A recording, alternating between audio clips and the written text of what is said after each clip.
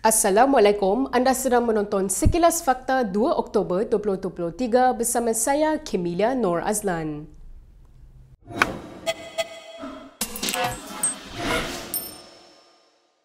Ketua Penerangan Bersatu, Razali Idris menafikan wujudnya dua kem dalam parti itu seperti yang didakwa oleh sesetengah pihak.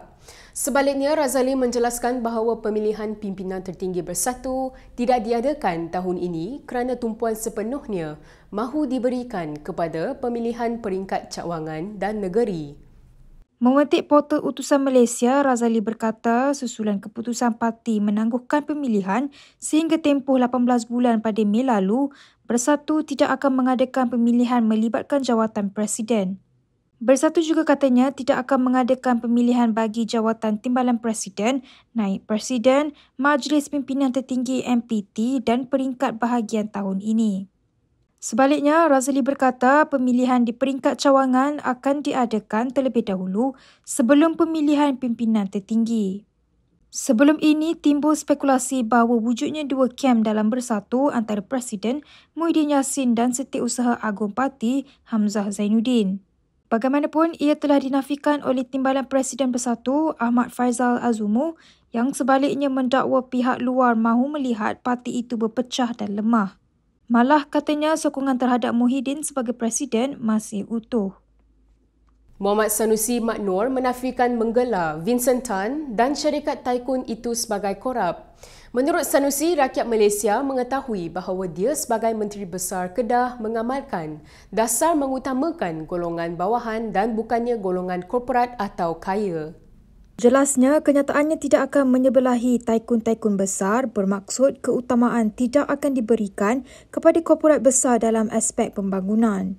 Sanusi dalam pernyataan pembelaan kes saman antara mereka berdua menjelaskan polisi yang dinyatakan adalah polisi mesra rakyat yang sentiasa dilaungkannya dalam kempen dan juga polisi kerajaan negeri di bawah pentadbirannya. Ketika dihubungi Malaysia Kini, Peguam Sanusi Muhammad Faizi Che Abu mengesahkan bahawa pembelaan itu difailkan 2 hari lalu iaitu pada 29 September lepas. Vincent Tan, pengasas bersama Kumpulan Berjaya serta Berjaya Land Berhad menyaman Sanusi pada 8 Ogos lalu susulan ucapannya semasa kempen sempena PRN di Jitra. Vincent Tan mengeluarkan surat tuntutan guaman kepada Sanusi dan menuntut permohonan maaf daripada Ketua Pengarah Pilihan Raya PN itu serta ganti rugi sebanyak 200 juta ringgit. Ia susulan dakwaan Sanusi bahawa rakan sejawatannya dari Selangor, Aminuddin Syari terlibat dalam skandal dengan Vincent Tan dalam projek pembersihan Sungai Klang. Berita seterusnya, Mahkamah Tinggi menolak permohonan Dr. Mahathir Mohamad bagi mendapatkan perintah mengarahkan Anwar Ibrahim mengemukakan dokumen yang dirujuk dalam pernyataan pembelaan Perdana Menteri itu. Pesuruhjaya Kehakiman Zahara Hussain menolak permohonan Mahathir yang dikaitkan dengan saman fitnahnya terhadap Anwar. Kedua-dua peguam yang mewakili Mahathir dan Anwar, Muhammad Rafiq Rashid Ali dan Alif Benjamin Suhaimi mengesahkan keputusan prosiding Mahkamah Sivil hari ini.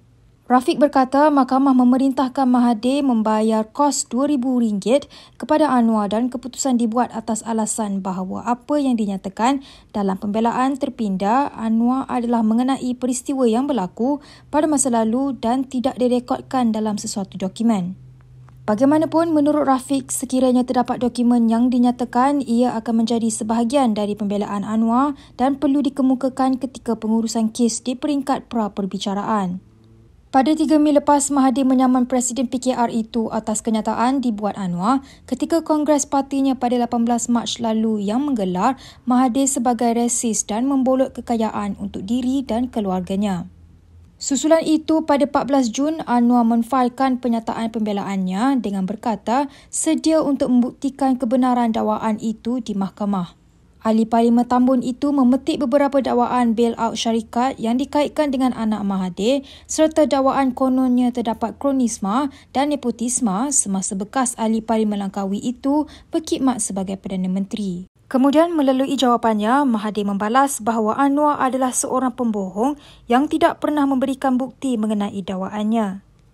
Kita sering mengalami masalah kekurangan nutrisi penting dalam badan. Chisure, minuman pertama produk buatan Malaysia yang bernutrisi lengkap dan berasaskan tumbuhan, meningkatkan sistem imunisasi dan meningkatkan daya serta kekuatan tubuh badan. Timbalan Perdana Menteri Ahmad Zahid Hamidi memberi bayangan bahawa rombakan kabinet di bawah pimpinan Anwar akan berlaku dalam masa terdekat. Zahid berkata antara sebabnya ialah kekosongan jawatan Menteri Perdagangan Dalam Negeri dan kos sara hidup susulan kematian penyandangnya Allahyarham Salahuddin Ayub. Ditanya desas-desus bakal dilantik mengetuai Kementerian Dalam Negeri susulan rombakan itu, Zahid berkata sedia menerima apa juga tanggungjawab yang diamanahkan kepadanya. Presiden UMNO itu juga berharap Kementerian Wilayah dan Persekutuan dapat diwujudkan semula dalam rombakan kabinet terbaharu. Zahid pernah dilantik sebagai Menteri Dalam Negeri dari 2013 hingga 2018 di bawah Perdana Menteri Najib Tun Razak. Zahid berkata demikian kepada pemberita selepas menghadiri perjumpaan khas bersama kepimpinan UMNO bahagian Putrajaya semalam. Sementara itu, Zahid memaklumkan akan menjelajah ke semua 191 bahagian UMNO di seluruh negara bagi mengupas isu berkaitan parti termasuk yang melibatkan perundangan dan politik. Pengerusi BN itu juga menyatakan komitmen untuk bertemu dengan ahli parti di setiap bahagian melalui pendekatan konservatif walaupun terpaksa mengambil masa yang lama. Dalam perkembangan sama, susulan spekulasi rombakan kabinet secara besar-besaran, terdapat laporan mengatakan wakil dari MCA dan MIC akan dilantik menganggotai jemaah menteri. Memetik portal FMT yang memetik sumber perbincangan pihak atasan mengenai perkara tersebut telah dilakukan, namun sumber itu enggan mendedahkan dengan lebih lanjut. Ketika ini, hanya wakil dari UMNO dan Parti Bersatu Rakyat Sabah PBRS yang mewakili BN berada dalam kabinet. Untuk rekod, MCA dan MIC merupakan parti bawah gabungan BN. MCA kini mempunyai dua ahli parlimen iaitu Presidennya sendiri, Wee Ka Siong dan juga ahli parlimen Tanjung Piah, Wee Jak Sing. Sementara itu, MIC pula hanya mempunyai seorang ahli parlimen iaitu M. Saravanan yang juga timbalan Presiden MIC. Timbalan Perdana Menteri Ahmad Zahid Hamidi semalam memberi bayangan bahawa rombakan kabinet akan berlaku dalam masa terdekat. Zahid berkata antara sebabnya ialah kekosongan jawatan Menteri Perdagangan Dalam Negeri dan kos sara hidup susulan kematian penyandangnya Allahyarham Salahuddin Ayub. Malaysia kini pada 22 September lalu melaporkan Anwar bersedia membuat rombakan kabinet secara besar-besaran dalam masa terdekat. Sumber kerajaan berkata Anwar akan melakukan rombakan kabinet, KSU, anggota birokrasi, kaki tangan awam bahkan ke atas pejabatnya sendiri. Dalam perkembangan lain, PN dilihat masih gagal mendapat rentak yang diharapkan selepas seminggu kempen PRK Dun Pelangai berlangsung. Ceramah yang dianjurkan PN sehingga kini masih tidak mendapat sambutan memberangsangkan meskipun menampilkan pemimpin utama. Kemarin di Dataran Purnama, Simpang Pelangai, ceramah mega pentas anak muda PN hanya dihadiri hampir 200 termasuk polis serta petugas parti. Pentas anak muda yang turut dihadiri calon PN Kasim Samad itu majoritinya dihadiri pengundi bukan daripada kalangan anak muda. Sebanyak 8 buah kemah disediakan dan berdasarkan pemerhatian terdapat banyak kerusi kosong.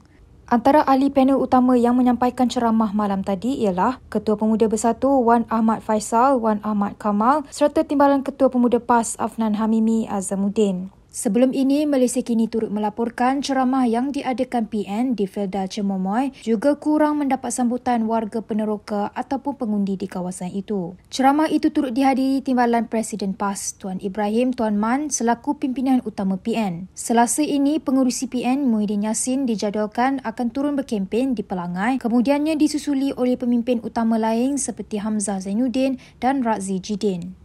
Sementara itu, calon PN bagi PRK Dun Pelangai Kasim Samad mengakui ceramah parti itu kurang mendapat sambutan memandangkan kawasan itu kubu kuat UMNO. Walau bagaimanapun, Kasim ataupun lebih dikenali sebagai Cikgu Kasim tidak melihat kempen PN sebagai lemah. Sebaliknya, dia selesa berkempen dari rumah ke rumah. Yang pihak sana nampak melihat bahawa kempen Perikatan Nasional agak lemah. tetapi kaedah pergi ke rumah-rumah adalah lebih baik. Kami dengar hasrat, kami dengar keluhan, permasalahan masyarakat secara direct. Bila kita buat aktiviti ceramah umum, ceramah kelompok,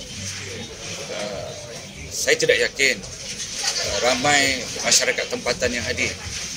Sebab kawasan ini kita kenali sebagai kawasan bubu kuat UMNO.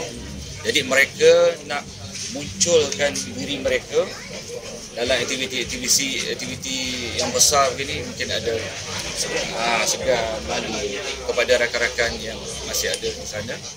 Sementara itu, Kasim mendakwa sambutan yang diterimanya ketika kempen kali ini sangat luar biasa. Ia berbeza dengan sambutan diterimanya pada kempen PRU 15 yang lalu yang menyaksikan dia tewas. Malaysia kini sebelum ini melaporkan ceramah PN di Pelangai yang merupakan kubu kuat BN gagal mendapat sambutan masyarakat. Ceramah PN di Felda Cemomoy yang dihadiri Timbalan Presiden PAS Tuan Ibrahim Tuan Man pada 23 September lalu menyaksikan banyak kerusi kosong. Begitu juga malam kemarin, pentas anak muda PN yang diadakan di Dataran Purnama, Simpang Pelangai hanya dihadiri hampir 200 orang. Berikut beberapa lagi ringkasan berita untuk hari ini.